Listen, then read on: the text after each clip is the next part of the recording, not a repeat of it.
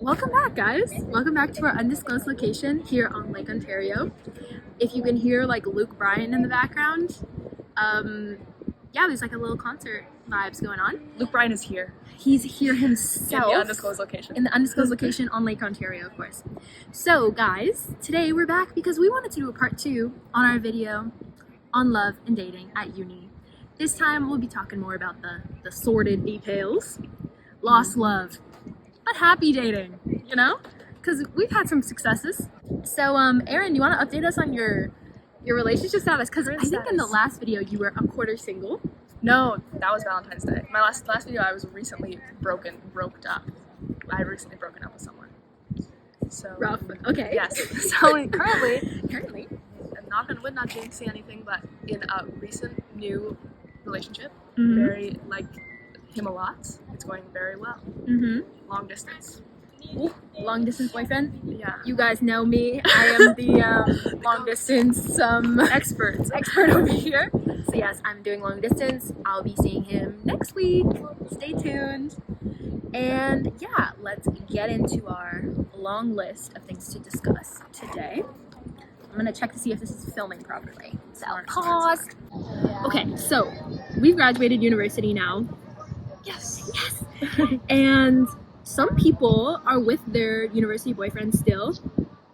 Me being one.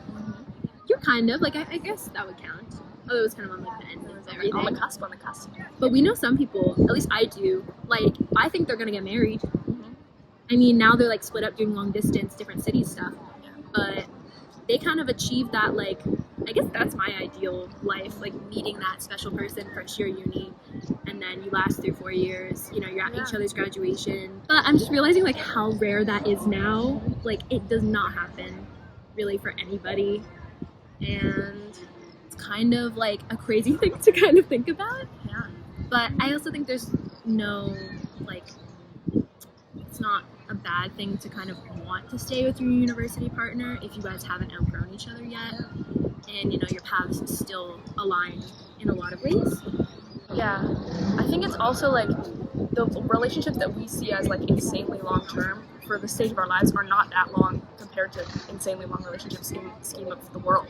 Like our metric for insanely long relationships are like 6 years or like 4 years. So I don't know what my point is there, but I don't know. I feel like as we grow in age, we're gonna learn so much more what it means to be a long-term partner to someone, and for young people, it's kind of hard to even imagine that. Post-grad can be detrimental for relationships, but also I think it can be really exciting because you're both discovering yourselves in such like an exciting way. It's the same as first year university. Like you're both discovering who you are outside of academia or like in a new job or in a new city, and I think that can be really like healing for a relationship, or new, like rejuvenate sort of an old relationship. I've been thinking about this a lot. I'm wondering what you think. Do you think that there's one person that's the love of your life? Like, do you believe in the idea of someone out there is the love of your life? Or do you think that that's kind of, I don't know, like, what do you think? I mean, like, probably there's one person in the 9 billion people that would be the best for you. But I don't think it's like, that's like a divinely summoned thing. Like, just statistically, probably there's someone who's best for you, but I don't think that means that you need to find that person, because I think there are tens of people, hundreds of people probably, that would be perfect for you as well. I'm starting to think that there's no such thing as a love of your life, and I'm like the biggest romantic ever, but I'm starting to think that no one will ever check all your boxes. Yeah. I think there can be loves of your life in terms of a phase. Like, you can have your boyfriend when you're 17, and maybe that was like the love of your life when you were 17. Yeah. And then the man you marry at 35 is like the love of your life in your 30s and 40s, and then maybe you get divorced. Like, who knows? I don't know, I just feel like my experience with dating, even though I've felt great love, I've also been like, geez, like, I don't think, like, there's things that I can't live with about this person, and like, I don't think that the love is enough. Yeah. I think there's definitely great loves, and there's very impactful loves, but somebody who's like absolutely perfect for you, checks every single possible box, I don't really know if that exists. When to leave, when to stay. Okay, yeah.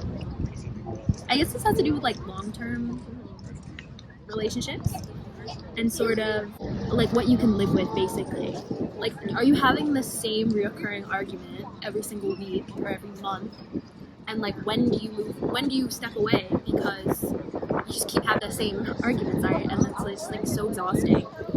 And they may be like the love of your life in every other aspect, but like sometimes there's things like that you can't change, and that ruin it for you and kind of like rots the relationship from the inside. When is love not enough? I don't know. And my ultimate goal in life always is to be happy and be the most happy I can be and live life to the fullest. And I think that if I'm like, my relationship is making me more unhappy than it is making me happy, then that's when I would leave. I think that, what if it's 60-40? 60% they make you happy, 40% like ruin. As 40% is too much, I think I would When is too much? I read this quote that said that the reason why most people break up, the characteristic of their partner that becomes the reason why people break up with them, is often the same characteristic that they fell in love with. So, for example, like, you might fall in love with somebody because they're super spontaneous, and you might grow to break up with them because they're unreliable. I can think of, I don't know, examples, fictional examples, but like, you may fall in love with somebody because they're very passionate and very thoughtful, but then you might break up with them because they take things too seriously and they argue over like every single thing, because it becomes like every single thing becomes a moral argument, and it can be really exhausting. Yeah. Guys, we did it again. It wasn't recording. Okay, that was totally my bad. Okay, so let's talk about cheating and like how to deal with that. Being cheated on and being an accessory to cheating.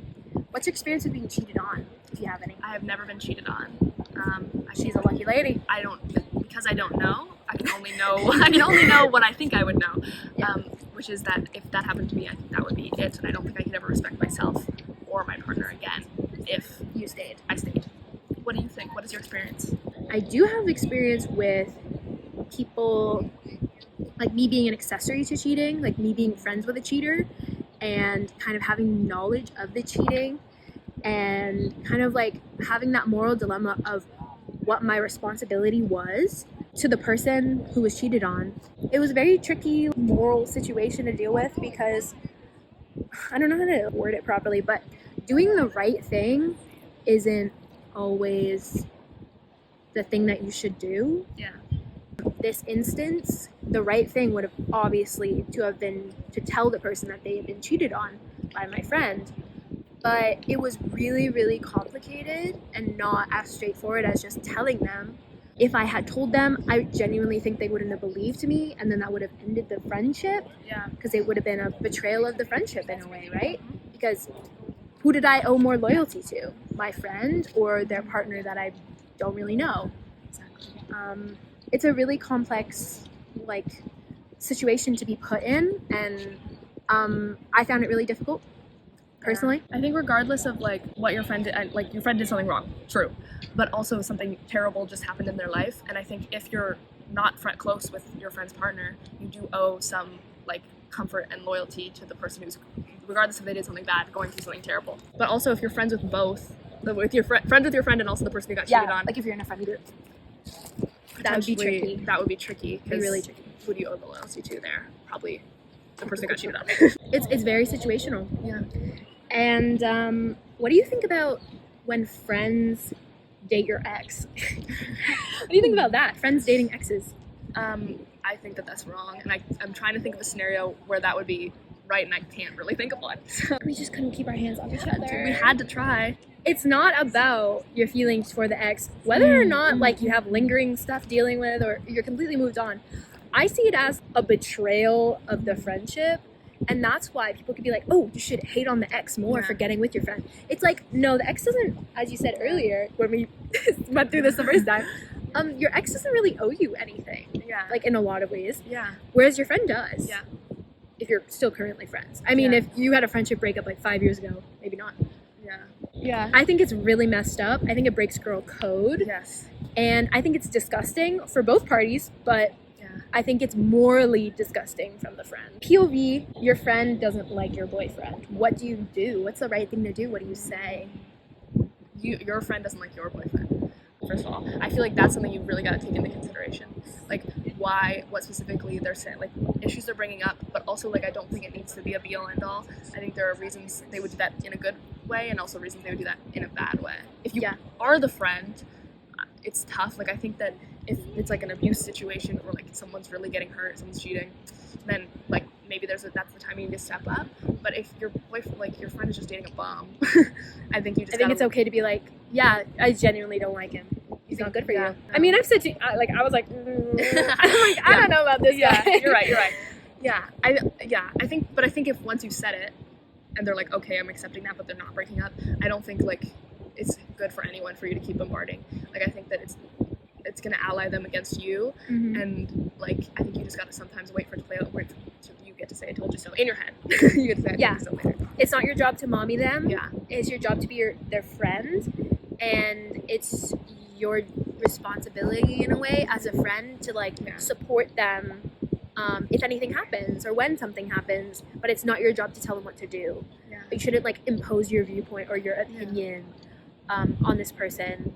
And you're also in danger of turning your friend against you if you're really, like, against that. Like, it's okay to not like their partner, but you should also make an effort to develop real reasons why, like, actually good reasons, and also get to know them better. What would you do if you didn't like my boyfriend? Or, I mean, what have you done? I think that, like, you didn't tell me what to do. No, I never told you. You've never told me what to do. I think I sort of, like, I don't know if this is what you saw it this way, but I think, like, I was setting myself as an example, like, things that work for me and things that wouldn't have worked for me, and also, like, showing sort of, like, you don't have, like, this relationship, you don't need him. Like, you don't need, like, he is not providing for you the things that you think he's providing for you, and, like, there's so much more out there that you could do without him.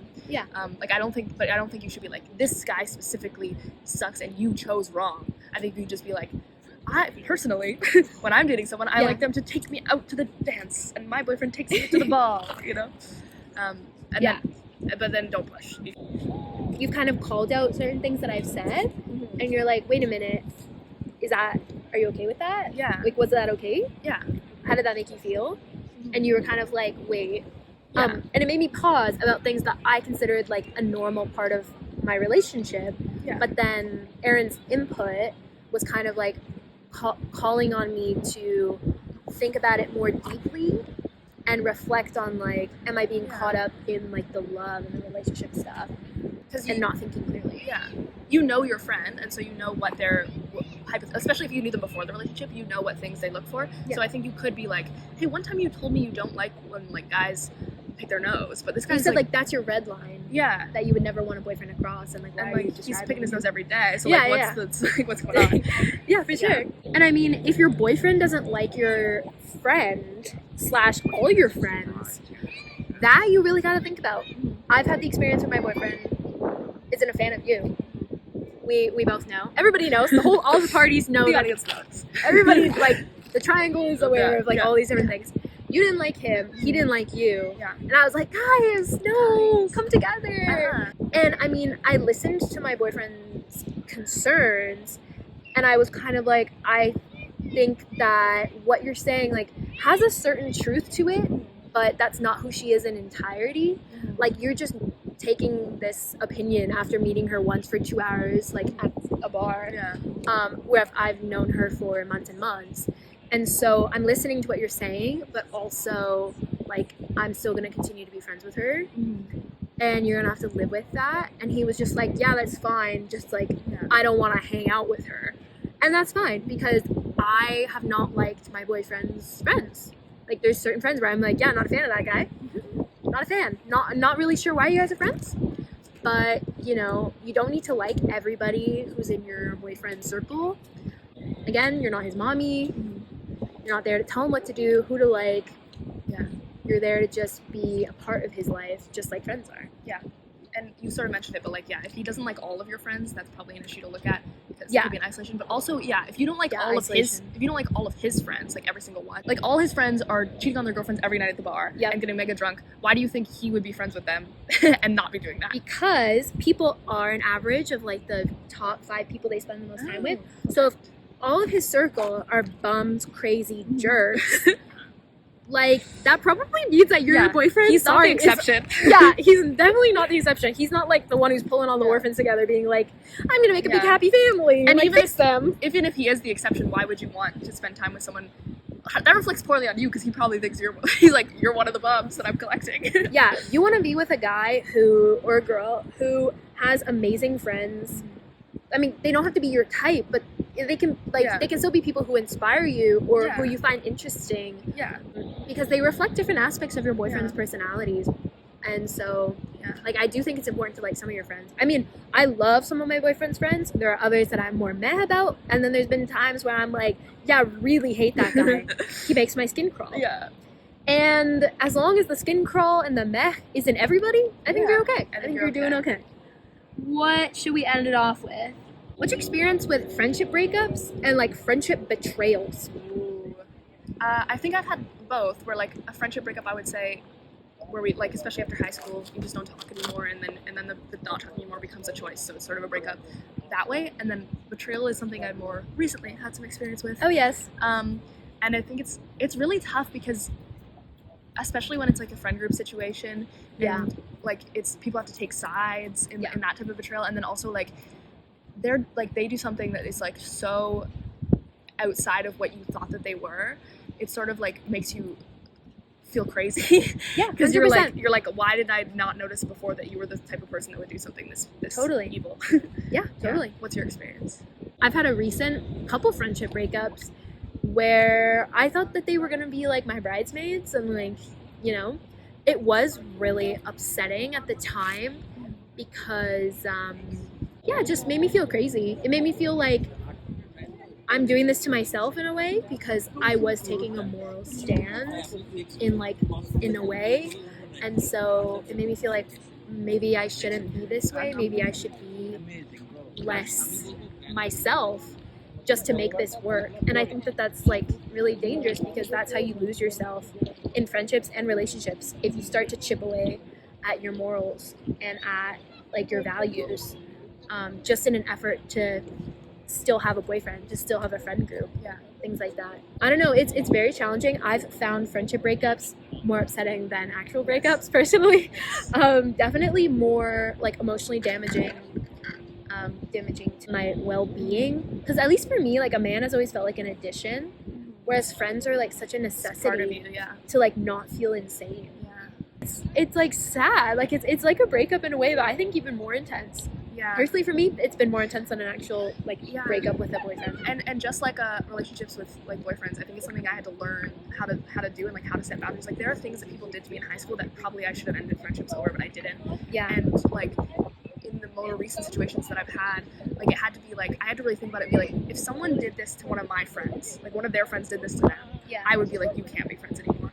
So that like you have to like learn to like even if you're like, oh, I would rather stay friends and just be hurt, then like you have to think about like how much do you like value yourself, and like do you think you're worth not being treated like this? Yeah, you should. So like sometimes you do just gotta have it forward.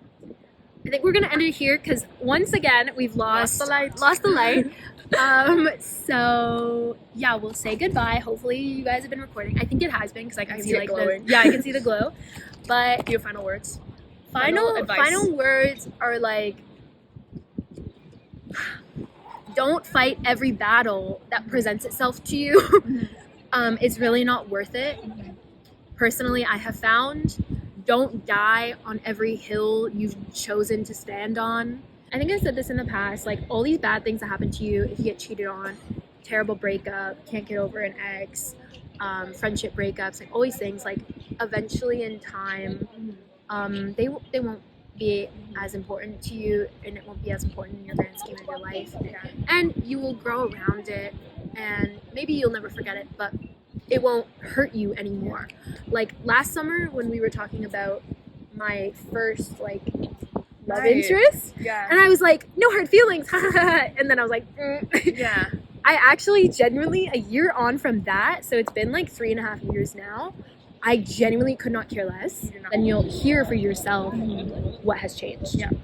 Any final thoughts from you? You are you are the sum of all the people that you will meet and all the memories and the things that you will collect, bad and good, and I think that's beautiful. And you are also more important, and you should value yourself in all of these things. Yeah. Value yourself. Realize that nobody's better than you, and nobody deserves better than you. You may put a friend on a pedestal, you may put an ex on a pedestal. At the end of the day, you got to look out for yourself first and foremost, and you got to support yourself first and foremost, because there are plenty of people out there who will benefit from your lack of confidence and your lack of self-love. If you can't love yourself, how the hell you gonna love anybody else? How the hell? Alrighty.